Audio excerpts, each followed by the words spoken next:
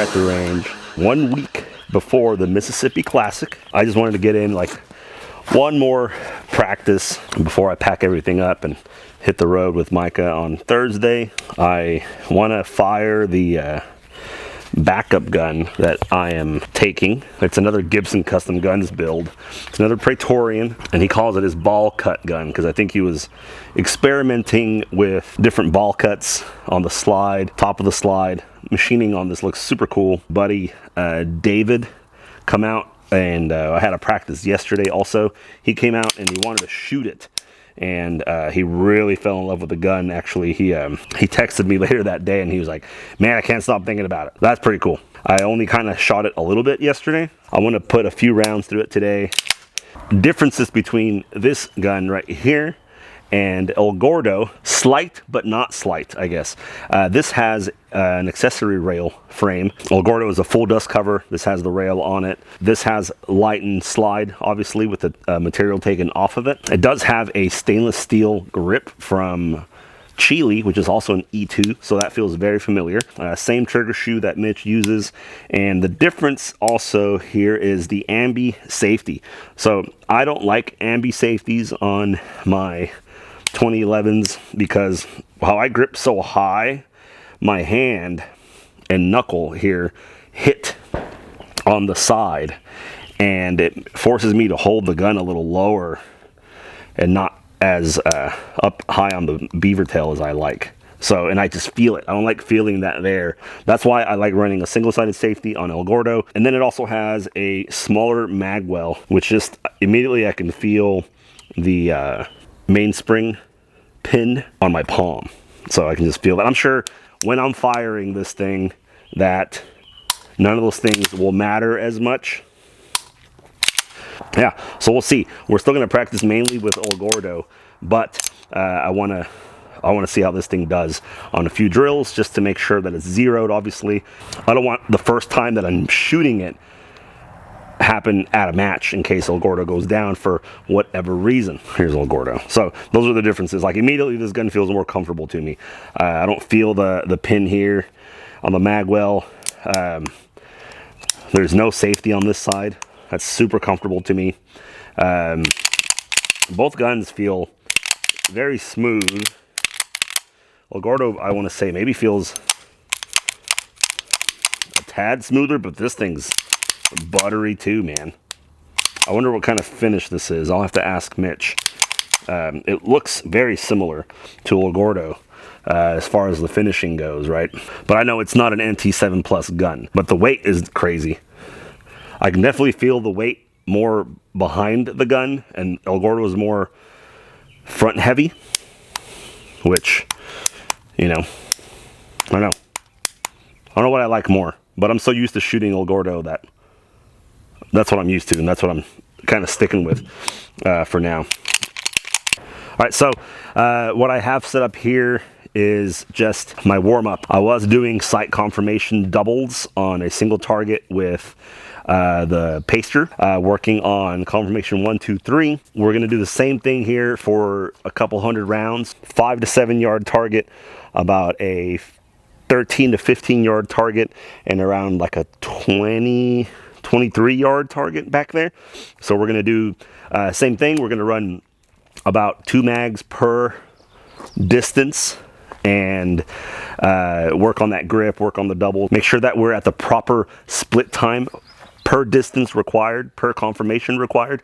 And then after that, I'm going to switch it up and do a different drill for the last remaining rounds. I think I'm going to do some runs of this drill with El Gordo and then switch to, I don't have a name for that other one, to the backup Praetorian, and just run the same drill back to back just to see how it feels. And then another thing that I've been kind of continuously testing that I might talk about later in the video are these Pro Hear electronic earmuffs. I've now worn them at a few practices at a match. They're pretty comfortable. They're all the way turned up right now, and I can hear bugs crawling on the ground. Like, it's got like super loud audio that it's almost clipping my own voice when I'm hearing it inside the headphones. But I can hear crunchy footsteps like on the other bay. Like, it's crazy how loud they get. So I think I said this in another video, like I turn these all the way down and then just slightly up to be able to hear a bit of the ambient sound. Do a great job at attenuating the sound. The gel cups do make them pretty comfortable. The hot spot I was getting by my temple, I realized was just caused by my new glasses that I got. I used to wear the ESS suppressors, which have a very thin glass leg for headphones. These don't have that, so it's causing extra pressure against my temple. I just kind of had to get used to that in the beginning. So these are so far super comfy. I think I'm going to take them to Mississippi, see how they do out there. If it's too hot, I might just switch to my earbuds. These are definitely going with me on the road to a major match. And again, I just want to say thank you to Pro here for sending me these, allowing me to make a few videos of me using them. I still want to bring a bunch of my other headphones out and earbuds to see and compare all of them, but we'll do that summer when I don't have any major matches. Thanks, Pro here, for getting a hold of me. Let's see how the sun is affecting this right here. It's not too bad. We are doing sight confirmation here. I'm not really worried about the draw time. This is more about the splits, but I do want to incorporate a draw in this. Dude, this timer has been like on the last bar for a while now, and it's still kicking. It's not blinking that it's going out. I can't remember the last time I charged this SG2. Maybe I'll charge it when I'm gone next week. So, all right.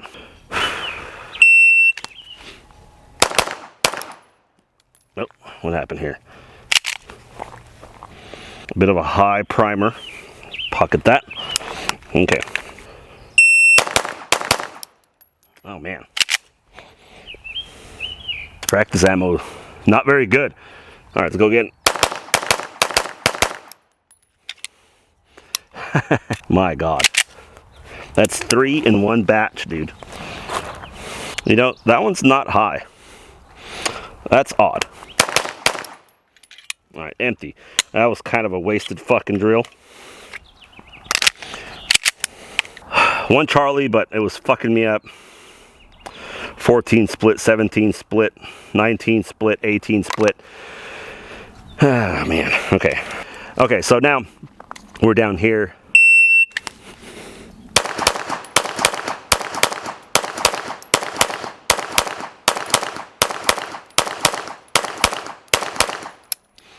All right, started off real bad there.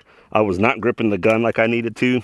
2 Charlies on that, maybe 3, but splits were kind of there. 26, 28, 26, 29, 27, 30, 31. Start off real rough, and it's favoring over to the left a little bit. All right, so now we're gonna go to the furthest, and we're gonna look for a 30 to 50 split.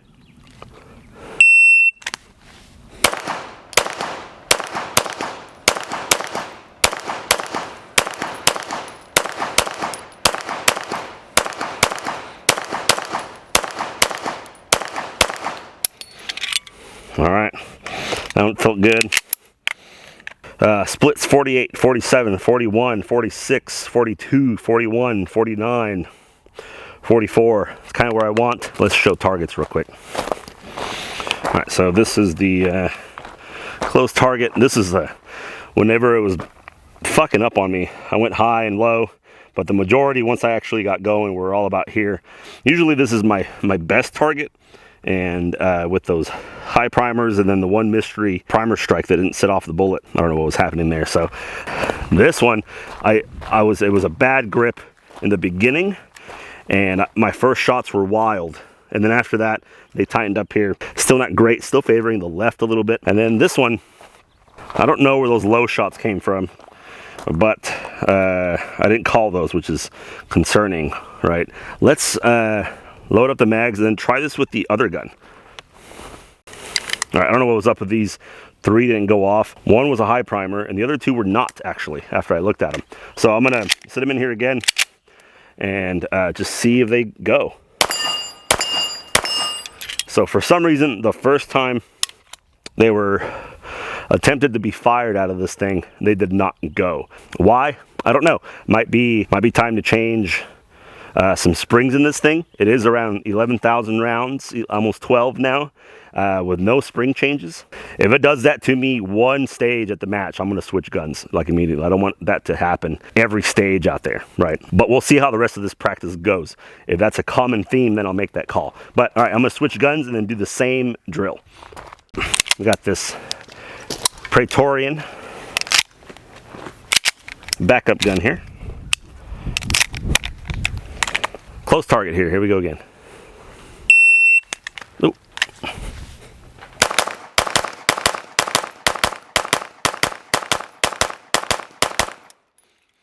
All right, that one set off everything.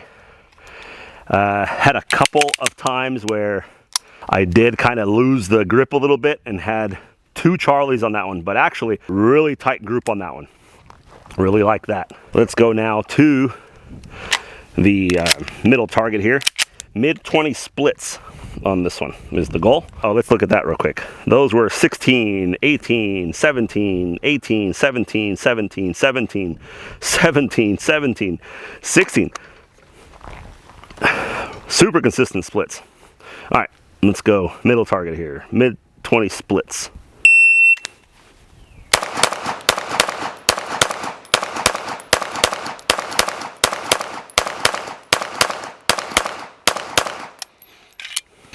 Felt like I was maybe going a little slow. Time will tell here. 30, 28, 27, 29, 28, 27, 30, 30, 32, 32, 31. I was going a bit slow. I think I could speed that up by 0.5. And there's some shots there that I called bad and that I shot in recoil, not really meaning to. The match, I would make up that shot. All right, let's go to the furthest target here.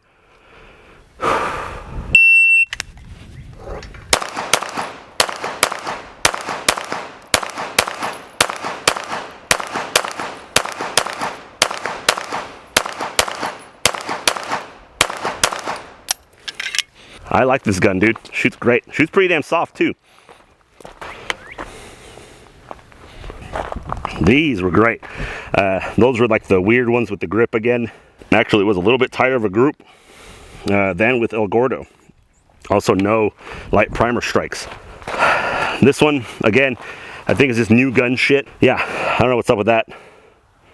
Similar to El Gordo here on the 15-ish yard target. Now we're gonna go back to about 22, 23. One Delta, which I didn't have a Delta, but I did have less Charlies on this one than I did with El Gordo. Just to get a little bit of movement here, replicating a match a little bit. We're dealing with a little bit of sun here because it is the evening, but I'm gonna do a version of designated target. Moved around the targets, added a piece of steel to this, and what we're gonna do is from this side, we're gonna shoot 10 shots, designated targets on the outside. We're gonna move, land on a steel, and then do another 10 shots, and we'll go back and forth. I'm going to start with the ball cut gun, then we're going to switch over to El Gordo. So I kind of want to dry fire this though, just to get a feeling for it. We're also going to step in. This is something I've been working on at home, is stepping in and then stepping out while crossing my foot both times. So it's and then same thing this way. We're going to step in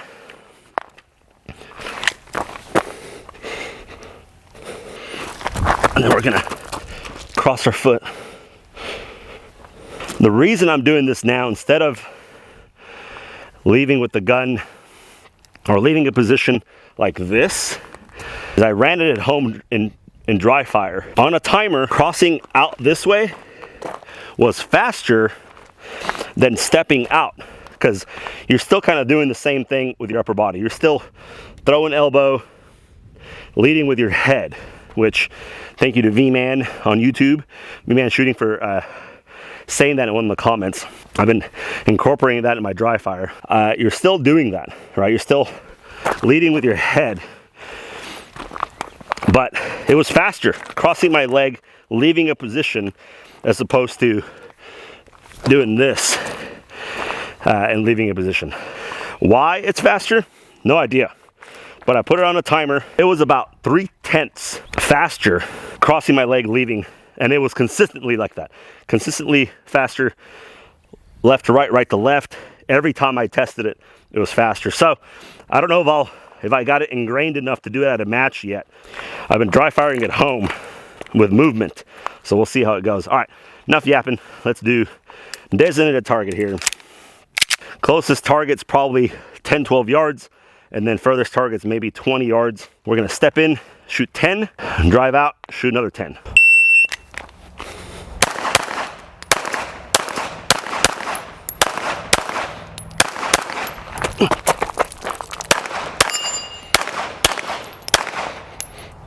Oh my God.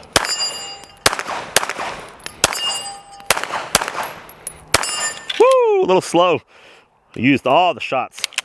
All right, no shoots. Maybe not the greatest hits on that first run. We're surviving. All right, same thing. Going the opposite way. Steel now is the designated target.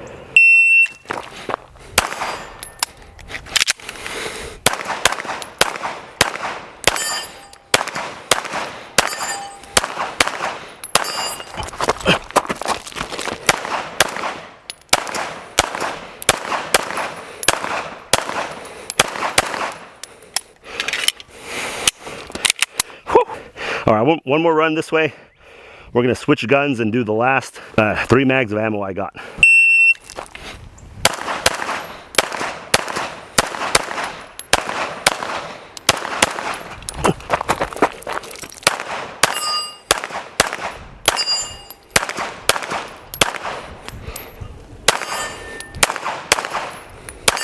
Was going real good there, right up until the end, missing on steel. Everything else felt really good though. The dot was settling right in the A zone where I want it. Let's switch to El Gordo and finish up this drill. It's been on the back of my mind to change stuff. It's probably at 12,000 rounds by now. El Gordo's hovering right around 12K. And I know Mitch told me once that recoil springs can go 30 to 50,000 rounds before they wear out. But you know, if I add up all the extra times I racked the gun, the times that people have shot the gun, all the dry fire that I've done, it adds up, I think. And that recoil spring was probably closer to the 20s when you add the dry fire and the live fire. For the last 8 months or so. Got that same ammo that was giving me problems just now. So we're gonna see if there's any problems with El Gordo. Also, when I changed the recoil spring, I also changed the striker spring because that one probably had closer to 30 because, man, every time I dry fire, you know, I'm using the striker spring. Just wanted to document that. 12K live rounds, probably mid-20s dry fire, in addition actuations of both springs. If you combine both of those, change the springs out, we'll see if there's any problems here. I'm gonna leave the targets as they are. I see a couple of Charlies here, I see some Charlies over there, so I'm gonna grab the other mags and we're gonna get started.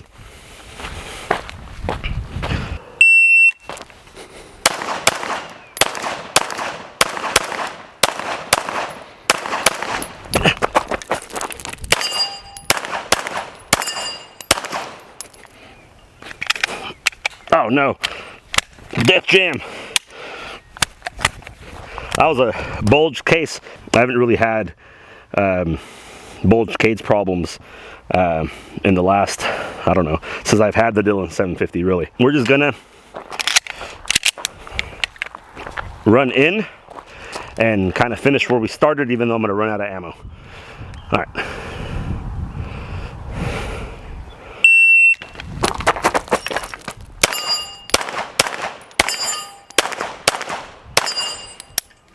There we go. I can definitely track El Gordo in recoil much easier than the other gun.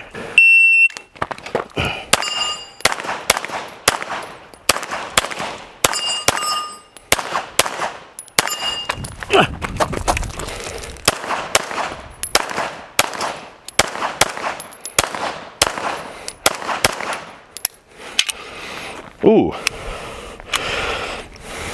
thought it was empty, but another light primer strike. Changed the spring, had a light strike. So let's see if it yeets. No, that one's just not going. Hit it twice. That one goes off, no problem. One more run. We're gonna call it a day.